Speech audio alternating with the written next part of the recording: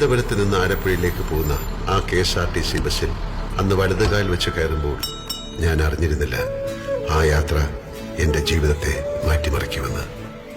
മഞ്ഞിൽ വിരിഞ്ഞ പൂക്കൾ എന്ന സിനിമയിൽ അഭിനയിക്കാനുള്ള അവസരം തേടി പോകുകയായിരുന്നു ഞാൻ.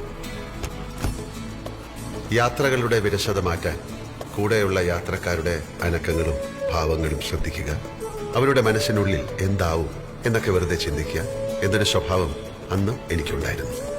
ഒരുപക്ഷെ അതായിരിക്കാം ഞാൻ അറിയാതെ പഠിച്ച അഭിനയകലയുടെ ആദ്യ പാഠം.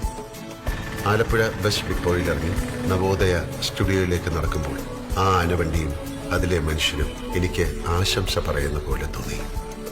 അഭിനയ പരീക്ഷ കഴിഞ്ഞ് ഞാൻ മടങ്ങിയത് പ്രിയപ്പെട്ട ആനവണ്ടിയിൽ തന്നെ. പോയ ഞാനല്ലായിരുന്നു തിരിച്ചു വന്നത്. പിന്നീടുള്ള മോഹൻലാലിന്റെ ജീവിതം എന്നേക്കാൾ നിങ്ങൾക്കറിയാം. എന്റെ ജീവിതത്തിലേക്ക് ഐശ്വര്യത്തിന്റെ ചിഹ്നം വിളിച്ചെത്തിയ ആനവണ്ടി, നിനക്ക് നന്ദി. ഇതുപോലുള്ള ശുഭയാത്രകൾ സമ്മാനിക്കാൻ മലയാളിക്കൊപ്പം KSRTC എന്നെന്നും ഉണ്ടാകട്ടെ എന്ന് ഞാൻ പ്രാർത്ഥിക്കുന്നു.